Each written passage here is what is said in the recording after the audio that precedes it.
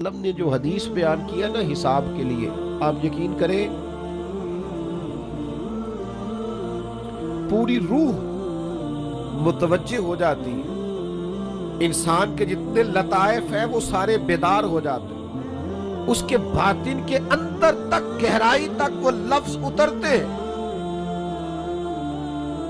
میرے کریم فرماتے ہیں رب قیامت کے دن بندوں سے فرمائے گا کیا میں نے تیرے لیے کان اور آنکھیں نہیں بنائی تھی؟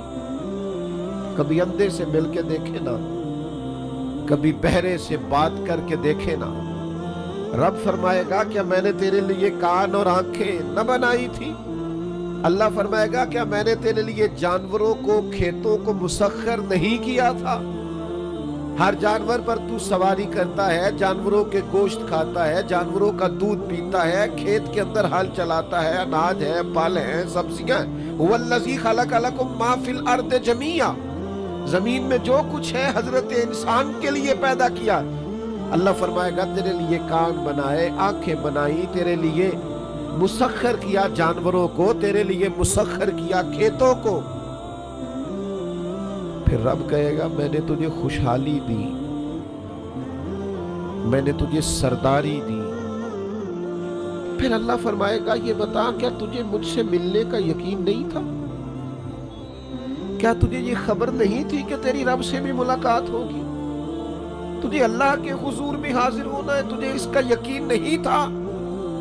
اور حدیث پاک کا جو آخری جملہ ہے وہ ہر دل پر دستک دیتا ہے۔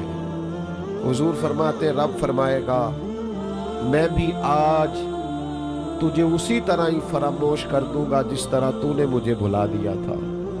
جا، تو نے اگر مجھے بھلا دیا تھا آج میں نے بھی تجھے فراموش کیا۔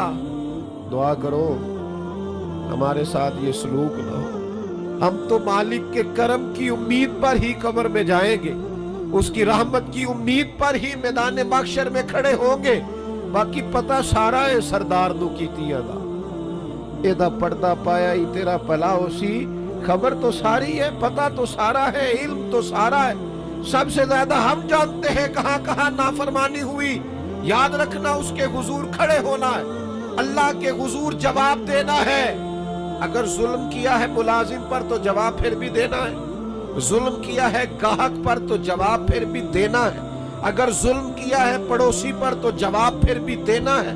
فَوَرَبِّكَ لَنَسْأَلَنَّهُمْ أَجْمَعِينَ، محبوب تیرے رب کی قسم، اپنے لفظوں میں بات کروں، رَبِّكَ لَنَسْأَلَنَّهُمْ أَجْمَعِينَ، محبوب تیرے رب کی قسم، اپنے لفظوں میں بات کروں۔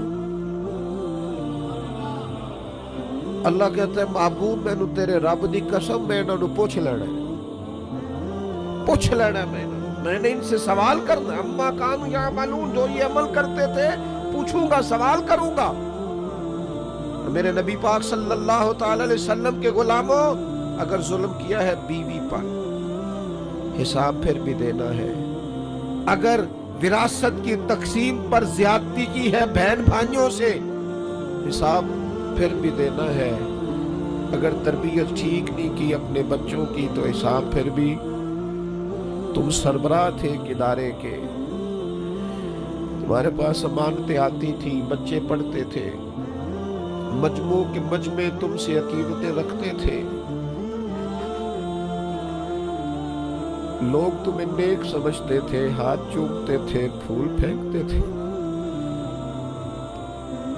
تم نے بڑی عزتیں سمیٹی، تم نے خوشحالیاں اور سرداریاں سمیٹی۔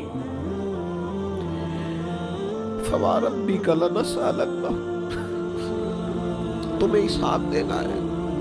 آج بڑے بڑے لوگ حساب کے ڈر سے کانپ گئے۔ بغداد کے شیخ عبد القادر جیلانی حرم مکہ میں سر سجدے میں رکھ کے کہنے لگے مہربانی کرنا مجھ سے حساب نہ لینا۔ خواجہ حسن بصری کہتے ہیں میں حرم میں تھا، اپنے حجرے میں تھا، کسی کے چیخنے کی آواز آئی یا اللہ معاف کر دے، یا اللہ معاف کر دے، حساب والے دن میرے اوپر نرمی کرنا۔ فرماتے میں نے کہا کوئی گناہگار آہوزاری کر رہا ہے، میں جا کے تسلی دیتا ہوں، जब मैंने जाके चेहरा देखा फरमाते कलेजा फट गया, वजूद कांप गया और मैं उस दुआ करने वाले के कदमों से लग गया। लोगों तुम्हें पता है वो कौन था जो दुहाई दे रहा था कि मालिक हिसाब न लेना? वो हुसैन का करबला में तन्हा बच जाने वाले साहिबजादे इमाम ज़ैनुल आबिदीन थे।